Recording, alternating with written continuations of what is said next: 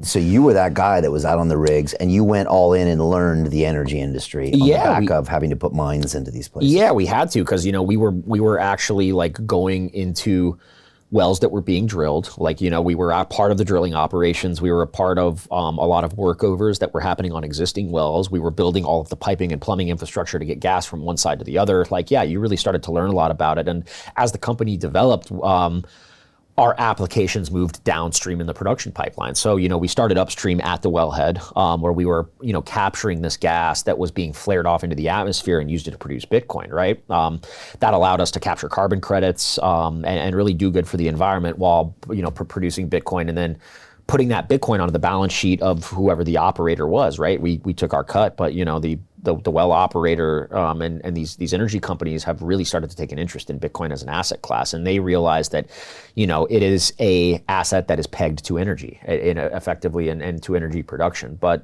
interesting. Bitcoin is, you're saying? Yeah.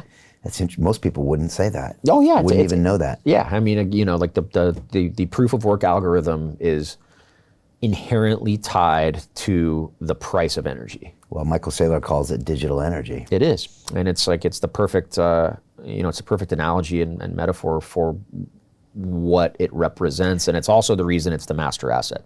And these crazy West Texas cowboys got that?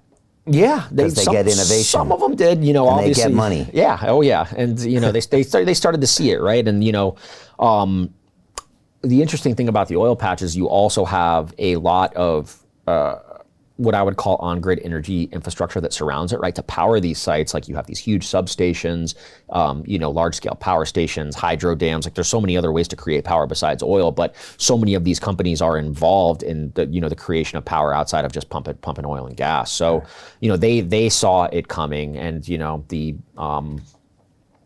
real innovators that were bringing Bitcoin mining to the oil and gas industry were also working with on-grid power, and that's where our business developed as well, right? We moved downstream to large collection stations that were ultimately acting as central gathering facilities for gas, and that's how we started to grow much larger. But we also started to build large-scale on-grid applications, right? So we kind of we tried as a company to span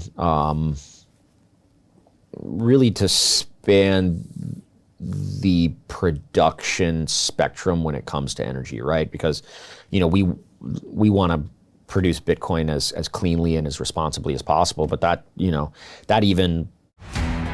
How do you get out of a rat race? How do you create wealth not only for yourself, but also for the generations to come after? I am absolutely amazed with the quality of companies that we're getting exposure to. We go on to Zoom calls with the innovators and the folks who are building new applications in metaverse, blockchain, artificial intelligence, decentralized finance. What's going on, everybody? Thumbs up if you can see me. We are focusing on early stage investment. And the quality of people that we're getting exposure to, whether it be Dan Tapiero with 1RT, Jason Ma from Open, Yatsu from Animoca. It's been a phenomenal experience thus far.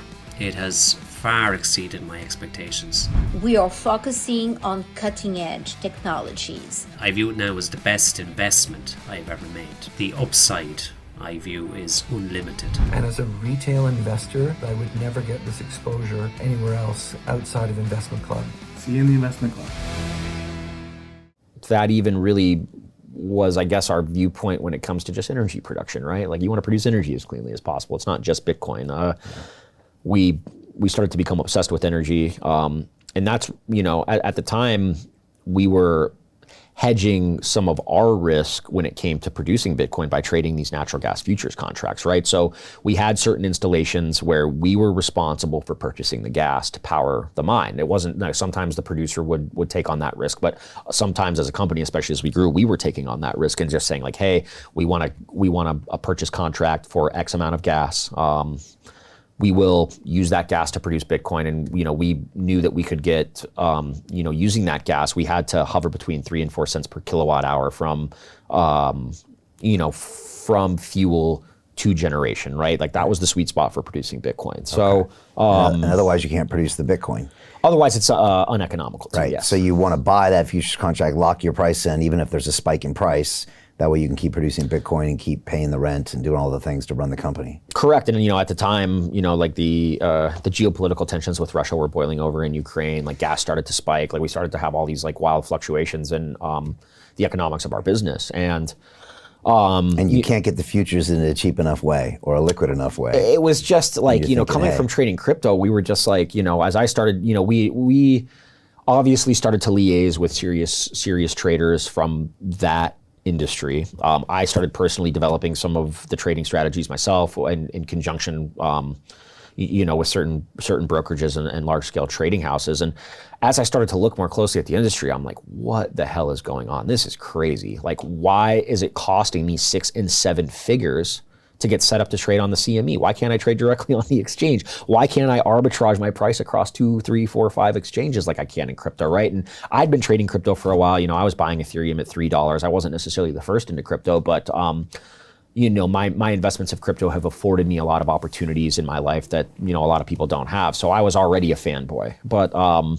when I started to look at the drastic differences between the energy trading industry or the broadband commodities trading industry and what we see in crypto, I was like, man, this is really screwed up. Like, I already had a pretty deep understanding of smart contract programming. I've been playing around with that as a technology. And I've been playing around with building my own blockchain. These are things that I was kind of just like doing as side projects at the time, just out of sheer curiosity. But we started to ask me and Austin Durkee, who was also a part of that operation from the marketing side at the time. We started having conversations about like, what if we brought this on chain? Like, what if we brought this trading activity on chain? What would that look like? Could we do it first? Would the industry accept it? Is there a business there, right? And that's really what led to the advent of Sphinx. And Bitcoin mining, it's very, very necessary, but we call it dummy iron in the industry because you plug it in and you forget it. It's not necessarily something that's going to require a lot of software development after the fact, right? Now, and there are software developers that are working on more effective pools and merge mining and other really cool advents. But at the time, me and Austin took a look at this, and that's when I decided to sell my stake out of TypeX back to the founder and kind of go all in on Sphinx. Okay. Hey, I know investing in crypto is scary. It takes a real leap of faith because there are so many scams, rug pulls, and bad actors out there. It's a dangerous business, which is why 95% of people lose all their money. Well, that's why I created the London Real Investment Club, so you can access the hottest deals on the planet and use the crypto bull market to create the generational wealth that you deserve. Join my team of over 100 people from around the world that are making millions of dollars behind the scenes investing in blockchain, AI, Web3 games, DeFi, Bitcoin, and more. Don't miss out. Click the link below to book a call with one of my team now. But hurry, this bull market will end soon. I know investing in crypto can be scary. That's why you gotta join the investment club. Pull the trigger. Let's do this.